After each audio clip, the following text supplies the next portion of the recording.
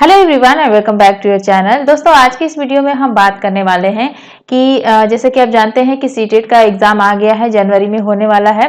तो अगर अभी तक आपने जो है सीटेट की तैयारी बहुत कम की हुई है, मान लीजिए कि आपको टाइम नहीं मिला, अगर आपकी तैयारी बहुत अच्छी है, फिर भी जो है आज की इस वीडियो में जिस पॉइंट पे हम लोग चर्चा करेंगे, इस पॉइंट को जरूर ध्यान दीजिएगा। और अगर आपकी तैयारी जो है थोड़ा कम है, तो भी जो है आज की वीडियो देखने के बाद अगर आप ये सारे टिप्स फॉलो करेंगे तो जो है आपका सीटेट जो है कंफर्म है कि जो है क्वालिफाई हो जाएगा। तो चलिए स्टार्ट करते हैं। सो फ्रेंड्स, आज की इस वीडियो में हम लोग कुछ ऐसे टिप्स के बारे में बात करेंगे जो कि आपका सीटेट की तैयारी थोड़ा कम भी है तो भी जो है आप सीटेट क्वालिफाई कर जाएंगे। तो देखिए फ्रेंड्स, सबसे पहले अगर हम बात करें इसमें नंबर ऑफ क्वेश्चन की, तो अगर आपने सीटेट का एग्जाम इसके पहले दिया है तो आपको पता होगा, और अगर आपका फर्स्ट अटेम्प्ट है, अभी सीटेट पहली बार दे रहे हैं, तो नंबर ऑफ क्वेश्चन इसमें जो है 150 होते हैं। और अगर हम बात करें कि इसका एग्जाम जो है किस मोड में होता है, ऑफलाइन होता है कि ऑनलाइन होता है, तो इसके पहले जो है ऑनलाइन होता था, लेकिन जो अभी पिछला एग्जाम गया है वहां से स्टार्ट हुआ है ऑफलाइन होना। तो इस बार भी जो है आपका सीटेट का एग्जाम ऑफलाइन ही होगा। उसके बाद देखिए फ्रेंड्स, यहाँ पर सबसे पहले जो आपके 150 क्वेश्चन होते हैं, अगर हम इसको डिवाइड करें, ध्यान से सुनिएगा, यहाँ पर जो है यही आप समझ लीजिए कि आपका फर्स्ट पॉइंट है, फर्स्ट टिप जो है आप मान सकते हैं। जो आपका 150 क्वेश्चन है, इसको अगर हम 75 में डिवाइड करें तो 75 का जो क्वेश्चन होगा, इसमें आपका जो 75 क्वेश्चन होगा ये आपका कंटेंट बेस होता है, और जो आपका 75 क्वेश्चन जो बचता है वो आपका पेडागोजी का क्वेश्चन होते हैं। ठीक है, तो कंटेंट बेस्ड जो क्वेश्चन होते हैं, आप जानते हैं एनसीईआरटी जो है बेस होता है, तो आपका एनसीईआरटी तैयार है तो आपका जो है 75 जो आपका कंटेंट बेस होगा यहां से होगा। और अगर हम बात करें पेडागोजी की, ठीक है, तो ये भी जो है एक बहुत ही बड़ा अहम भूमिका निभाता है। अगर आपकी समझ जो है थोड़ी सी अच्छी है, कैसे आपको समझना है, अपनी समझ कैसे जो है अच्छी बनानी है, अभी आगे हम लोग इस पर चर्चा करेंगे। फिलहाल देखिए यहाँ पर जो है जो आपका 75 क्वेश्चन होता है ये पेडागोजी के क्वेश्चन होते हैं। अब 75 कैसे, तो देखिए पेपर में जो है आपके 5 सेक्शन होते हैं, जिसमें जो है 30-30 नंबर के होते हैं, यानी कि 3 5 15, इस तरीके से 150 क्वेश्चन हो जाते हैं। तो हर सेक्शन की बात करें तो फॉर एग्जांपल अगर हम एक सेक्शन की बात करें तो जिसमें 30 क्वेश्चन रहता है, ये भी आपका जो है 15-15 में डिवाइड होता है, यानी कि 15-15 क्वेश्चन, जिसमें आपके 15 क्वेश्चन कंटेंट बेस होते हैं और 15 क्वेश्चन आपके पेडागोजी के होते हैं। जो भी आपका जिस सब्जेक्ट का जो है सेक्शन होगा, उसी सब्जेक्ट से जो है पेडागोजी के क्वेश्चन रहेंगे। जैसे कि अगर हम बात करें हिंदी से, तो हिंदी के 15 क्वेश्चन आपके पेडागोजी से रहेंगे और हिंदी के 15 क्वेश्चन आपके कंटेंट बेस्ड रहेंगे। ठीक है, तो जो इस प्रकार से हर सेक्शन से 15-15 क्वेश्चन अगर हम उठाएं पेडागोजी के, तो इस प्रकार से 75 जो क्वेश्चन है ये आपके पेडागोजी से हो जाएंगे, जो कि अगर आप थोड़ा सा अपना दिमाग लगाएंगे तो 99% श्योर कि आप जो है सीटेट क्वालिफाई कर जाएंगे। ठीक है, चलिए अब हम बात करते हैं सबसे फर्स्ट पॉइंट की, फर्स्ट टिप्स की। तो वो है कि आपको बच्चे को जो है सर्वोपरि समझना है, यानी कि अब यहाँ पर हम लोग समझ रहे हैं कि पेडागोजी के जो क्वेश्चन होंगे उसे हम लोग कैसे सॉल्व करेंगे। तो अब हम बात करते हैं सबसे पहले पॉइंट की कि जो आपके पेडागोजी के क्वेश्चन होंगे इसे कैसे सॉल्व करेंगे। तो देखिए यहाँ पर क्या करना है कि जो 15 क्वेश्चन आपके पेडागोजी से रहेंगे, यानी कि एक सेक्शन की बात करें, वैसे तो 75 हो जाएगा, तो यहाँ पर जो है बच्चे और अध्यापक से रिलेटेड सारे पेडागोजी के क्वेश्चन आपके रहेंगे। तो बच्चे को जो है सर्वोपरि मानना है, एकदम अधिकारी मानना है। बच्चा चाहे जो भी गलती करे, कुछ भी करे, आपको उसको किसी भी प्रकार का दंड नहीं देना है। ठीक है, आप जो है वहां पर बिल्कुल सभ्य बन जाएंगे, यानी कि आप वर्ल्ड के बेस्ट टीचर बन जाएंगे। बच्चा चाहे कितनी भी गलती करे, आपको बिल्कुल भी दंड नहीं देना है, नहीं तो क्या होगा, आयोग आपको दंड देगा और फेल कर देगा।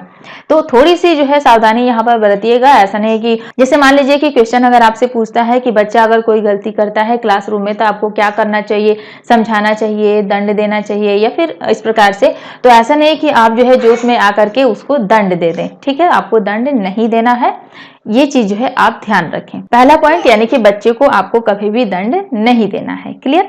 सेकेंड पॉइंट की अगर हम बात करें तो जो आपका पेपर होता है वो निगेटिव एंड पॉजिटिव बेस्ड होता है, यानी कि आपको ध्यान देना है कि पॉजिटिव का जो है आंसर हमेशा पॉजिटिव देना है और निगेटिव का आंसर हमेशा निगेटिव देना है। जैसा कि आपने देखा होगा बहुत सारे क्वेश्चन जो है घुमा करके पूछ देता है कि क्या चीज इसमें नहीं है। ठीक है, और हम लोग उसे ध्यान नहीं देते हैं और पॉजिटिव में चले जाते हैं।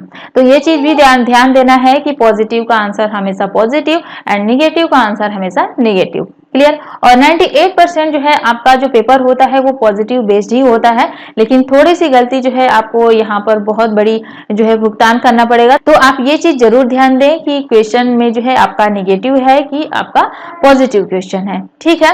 उसके बाद अगले टिप्स की अगर हम बात करें तो मान लीजिए कि टाइम जो है बहुत कम आपके पास बचा है, आप जो है एग्जाम हॉल में बैठे हैं और अभी जो है ज्यादा क्वेश्चन आपको अटेम्प्ट करना है। तो ऐसे में आप क्या करें कि जल्दी जल्दी, पहली बात तो ये कि सारे क्वेश्चन आप जरूर अटेम्प्ट कीजिएगा। दूसरी बात, अगर आप यहाँ पर आपको तुक्का लगाना है, तुक्के की तो पहले वैसे बात नहीं बनती है, लेकिन फिर भी मान लीजिए टाइम नहीं है तो ऐसा बिल्कुल भी ना करें कि क्वेश्चन छोड़ दें, क्वेश्चन आप जरूर अटेम्प्ट करें, ठीक है। तो देखिए यहाँ पर जो है आपका कोशिश ये रहेगा कि 4 जो ऑप्शन होते हैं जिसमें सबसे बड़ा जो आपका आंसर होता है उसी को जो है अगर आप तुक्का लगाते हैं तो आप उसी को सेलेक्ट करें, क्योंकि देखा जाता है कि ज्यादातर जो है जो लंबे आंसर होते हैं वही सही होते हैं। तो अगर आपके पास जो है क्वेश्चन आंसर पढ़ने के लिए टाइम नहीं बचा है तो आप जो है जो बड़ा आंसर दिखे उसी को तुक्का लगाएं। और वैसे भी अगर आपके पास टाइम भी है तो भी जो है कोशिश रहे कि आप जो है सारे ऑप्शन को पढ़ें, और देखा जाता है कि जो बड़ा आंसर होता है वही जो है सही होता है। तो अगर आपको क्वेश्चन नहीं भी आ रहा है, तुक्का लगाना है, तो आप बड़े क्वेश्चन को ही जो है ज्यादातर सेलेक्ट करें। उसके बाद अगले पॉइंट की अगर हम बात करें तो वो है टैग वर्ड, ठीक है। अब टैग वर्ड क्या होता है, तो देखिए सीटेट में जो है टैग वर्ड भी बहुत मायने रखता है। लगभग अगर हम कहें तो 95% जो है टैग वर्ड आपके काम आता है। अब टैग वर्ड क्या होता है, तो कुछ ऐसे शब्द होते हैं जो कि अगर आप उन सारे शब्द को पढ़ लेते हैं तो आपका क्वेश्चन पेपर जो है ज्यादातर जो है चांसेस बनता है कि जो है सॉल्व हो जाएगा और सही रहेगा। देखिए जैसे टैग वर्ड की बात करें तो सबसे पहले अगर हम बात करें तो जैसे पीटना हो गया, ठीक है, कठोर दंड देना हो गया, किसी भी चीज को रटना हो गया, ठीक है। तो ये जो वर्ड है जैसे कि पीटना, दंड देना, रटना, मात्र, केवल, ठीक, तो ये सब जहां पर आते हैं, अगर आप इन सारे शब्दों को पढ़ते हैं, कुछ ऐसे सेलेक्टेड टैग वर्ड है जो कि अगर आप पढ़ लेते हैं तो अगर आपको आंसर नहीं भी आ रहा है तो इन टैग वर्ड की सहायता से आप जो है आंसर सही कर जाएंगे, ठीक है। अगर आपको टैग वर्ड के बारे में जानना है तो आप हमें कमेंट में जरूर बताएं। सारे टैग वर्ड्स जो है जितने इंपॉर्टेंट हैं हम आपके लिए जरूर लाएंगे। उसके बाद अगले पॉइंट की अगर हम बात करें तो कुछ ऐसे इंपॉर्टेंट टॉपिक हैं जो कि अगर आप पढ़ लेते हैं तो आपको बहुत काम आएगा, जिससे कि हमेशा जो है एग्जाम में क्वेश्चन बनता है। जैसे अगर हम कुछ वैज्ञानिक के बारे में बात करें, जैसे स्किनर हो गया, पावला हो गया, कोहलबर्ग हो गए, पियाजे हो गए, वाइगोत्स्की हो गए, इन सभी पॉइंट्स को जो है एक एक बार अगर आप पढ़ लेते हैं इनके बारे में, ठीक है, ज्यादा लंबा भी नहीं है, छोटा छोटा ही टॉपिक है इनका, तो अगर इनकी कहानी अगर आप पढ़ लेते हैं तो इससे क्वेश्चन जो है जरूर फंसने वाले हैं। साथ ही साथ जो है आपका एनसीएफ 2005 हो गया, आनुवंशिकता हो गया, वातावरण हो गया, ठीक है, और साथ ही साथ आपका बुद्धि हो गया।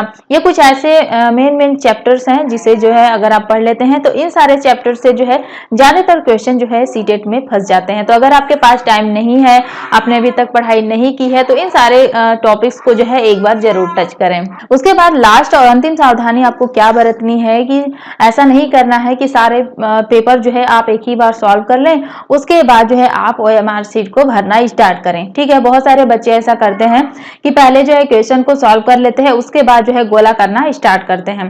तो ऐसा बिल्कुल भी ना करें। जितने क्वेश्चन आप जो है अटेम्प्ट कर रहे हैं उतने जो है आप गोला जरूर करते जाएं, यानी कि ओएमआर शीट पर जरूर फिल करते जाएं। एक पेज पे जितने भी क्वेश्चन हैं आप सारे को सॉल्व कर लें, उसके बाद एक पेज के क्वेश्चन को आप ओएमआर शीट में फिल कर लें, ठीक है। उसके बाद जो है नेक्स्ट पेज को जो है स्टार्ट करें। ऐसा बिल्कुल भी ना करें कि सारे पेपर को एक ही बार सॉल्व कर लें, उसके बाद जो है ओएमआर शीट फिल करें, क्योंकि इसमें क्या होता है कि देखा जाता है कि आपका जो है क्वेश्चन सॉल्व करते करते ही जो है सारा टाइम खत्म हो जाता है, ओएमआर शीट फिल करने के लिए आपके पास टाइम ही नहीं बचता है। तो ऐसे में आपका जो क्वेश्चन सॉल्व रहता है इसका कोई भी मायने नहीं होता है जब आप ओएमआर शीट ही ना भरते हैं। तो ये चीज भी जो है आप जरूर ध्यान दें, और जो है पेपर को 2 राउंड में जरूर करें। ऐसा नहीं कि आपने एक बार जो है सॉल्व कर लिया उसके बाद जो है आप चेक नहीं करेंगे, फिर से जो है आप उसे फिर से स्टार्टिंग से जो है जरूर चेक करें, क्योंकि हो सकता है कि कुछ क्वेश्चन जो है छूटे हो, आपने छोड़े हो। तो सारे क्वेश्चन जो है अगर आप 2 राउंड में करते हैं तो आपका जो भी छूटा छटका क्वेश्चन रहेगा सारे के सारे जो है आप अटेम्प्ट कर पाएंगे।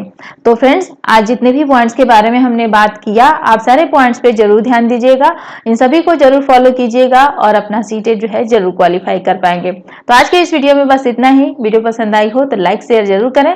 मिलते हैं नए वीडियो में। Thank you.